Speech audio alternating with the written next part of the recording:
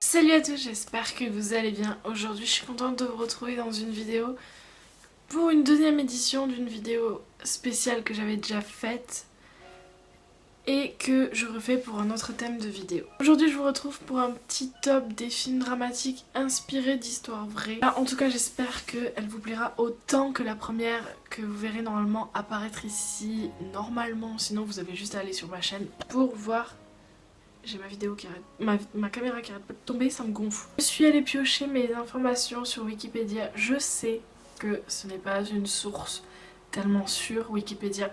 Sauf que il y a tellement d'informations sur ces films parce que vous verrez, ils sont connus et j'ai tellement d'informations sur plein de sites que j'ai pris vraiment le plus simple. Alors j'ai été vérifier certaines choses. Alors si je dis des trucs faux ou qui sont vraiment très mal interprétés, dites-moi-le en commentaire, mais vous n'êtes pas obligé de m'agresser non plus si jamais je fais une erreur. Le premier film, donc je ne vous laisse même pas le suspense parce qu'il est tellement connu. Il s'agit du Titanic, sorti en 1997 et réalisé par James Cameron. Le Titanic est un paquebot transatlantique britannique de la White Star Line. J'ai vraiment du mal, j'ai essayé de dire ça 36 millions de fois, mais je n'ai pas réussi 36 millions de fois. La construction débute en 1909 et elle se termine en 1912. C'est à l'époque le plus luxueux et le plus grand paquebot au monde. Lors de son voyage d'inauguration, je vais essayer de dire le mot le plus calmement possible pour ne pas... Donc, son voyage d'inauguration, il est parti de Southampton, voilà, merci, jusqu'à New York. Enfin, jusqu'à New York. Il n'est pas arrivé jusqu'à New York, malheureusement, mais il allait jusqu'à New York à la base. Il heurte un iceberg sur le tribord avant le 14 avril 1912 à 23h40. Il coule le 15 avril 1912, donc un jour après, enfin même pas un jour après puisqu'il coule passé minuit à 2h au large de Terre-Neuve. Il y a entre 1490 et 1520 personnes disparues. Ce qui pour l'époque, le temps de paix qu'il y avait avec... l'époque que c'était quelque chose d'énorme, c'était la plus grande catastrophe marine qui venait de se passer. Quand je dis un temps de paix, ça veut dire qu'il n'était pas en guerre, pour ceux qui n'auraient pas compris ce que je voulais dire par là. L'épave du Titanic a été localisée le 1er septembre 1985, c'est pour vous dire à quel point les recherches ont été longues. Elle gissait à 3843, et je crois qu'elle gît encore à 3843 mètres de profondeur à 650 km. Au large de Terre-Neuve. Nous allons passer au deuxième film qui est aussi connu que le Titanic. Peut-être pas autant que le Titanic, mais qui est largement connu. Il s'agit de Into the Wild, sorti en 2007 et réalisé par Sean Penn. Il s'agit de l'adaptation du récit Voyage au bout de la solitude, écrit par John Krakauer en 1996 et qui raconte l'histoire de Christopher McCandless, qui était un jeune étudiant, un jeune diplômé d'ailleurs, qui, après avoir eu son diplôme, était promis à un avenir vraiment brillant. Et après un repas en famille dans un luxueux restaurant, il décide de partir sur les routes sans rien dire à sa famille, et il part comme ça pendant 2 ans en tout. Donc c'est arrivé au Mexique qu'il se rend compte que c'est l'Alaska qu'il veut viser, il veut à tout prix aller en Alaska. Et donc en Alaska, il se retrouve dans un bus, il trouve un bus en fait, et il a trouvé le bonheur, la spiritualité, la paix intérieure, le paradis pur et sain, et pour lui c'est le meilleur endroit au monde. J'ai réussi à dire tout ça sans lire une seule lettre de ce que j'ai écrit, c'est génial! Et comme j'ai dit, c'est seulement 2 ans après qu'il veut rentrer chez lui, sauf qu'il se retrouve bloqué par la rivière qui est beaucoup trop haute et qu'il ne peut pas traverser. Donc il décide de retourner dans le bus pour attendre que l'eau descende et que ça soit plus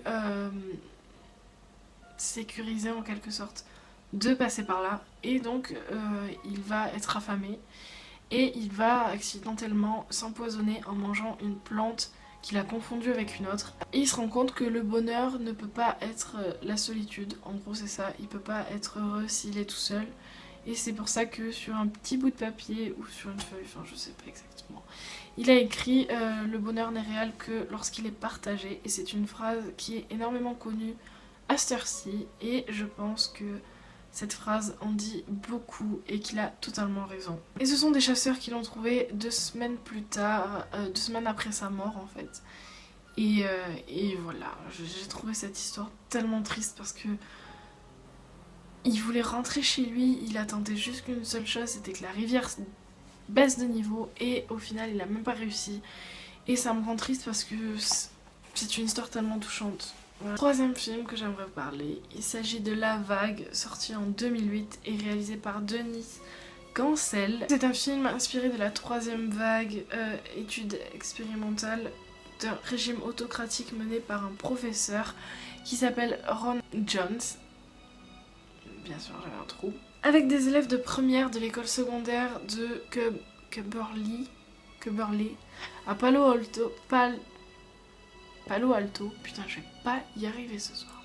Dans la première semaine d'avril en 1967. Pour faire une petite définition pour ceux qui ne savent pas, le régime autocratique, l'autocratie est un régime politique où un seul individu a le pouvoir et lui seul quoi. Donc c'est comme un régime absolu en quelque sorte, c'est un peu bizarre. Enfin, le professeur n'arrivait pas à faire comprendre à leurs élèves comment les citoyens allemands n'ont pas pu empêcher les génocides du parti nazi.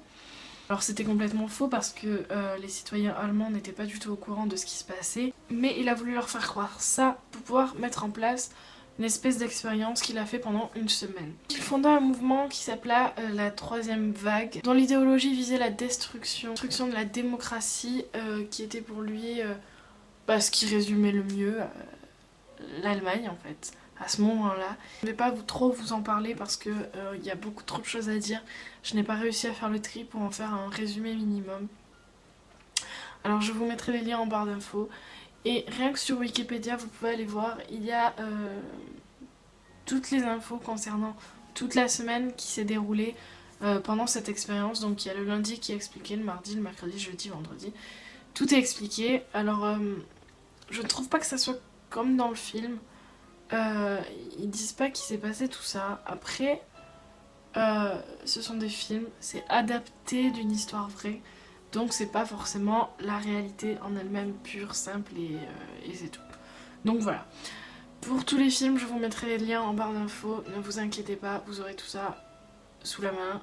Si jamais je les oublie, je penserai à les mettre dans les commentaires si jamais vous me les demandez. Mais je les ai enregistrés et donc ils seront prêts pour vous. J'espère encore une fois que cette vidéo vous aura plu, j'espère qu'elle vous aura autant plu que les 4 films inspirés d'histoires vraies concernant l'horreur. Je voulais faire un top de films sur les films d'amour, sauf que je galère à trouver les sources pour avoir des films d'amour inspirés d'histoires vraies, même si je sais que, enfin j'en connais certains qui sont inspirés d'histoires vraies, mais je vous ferai ça peut-être en prochaine vidéo, ce serait avec grand plaisir parce que j'adore faire ces vidéos. C'est vraiment quelque chose que je travaille vraiment beaucoup plus que les vidéos normales où je vous parle d'un film simplement. Donc avec moi ce serait un grand plaisir de vous refaire ce genre de vidéo si jamais elle vous plaît encore une fois. Si jamais vous avez d'autres idées de vidéos dans ce style là un peu différentes de ce que je fais d'habitude, n'hésitez pas à me les demander en commentaire parce que ça me fait tellement plaisir à chaque fois de faire un nouveau concept de vidéo parce que je suis toujours là à attendre que ça vous plaise ou que ça vous plaise pas. Justement je veux tellement savoir, je veux tellement apprendre en quelque sorte que il me tarde à chaque fois de faire une nouvelle vidéo dans un style complètement différent de ma chaîne. Je vous dis à bientôt, je vous fais de très gros bisous et puis c'est tout.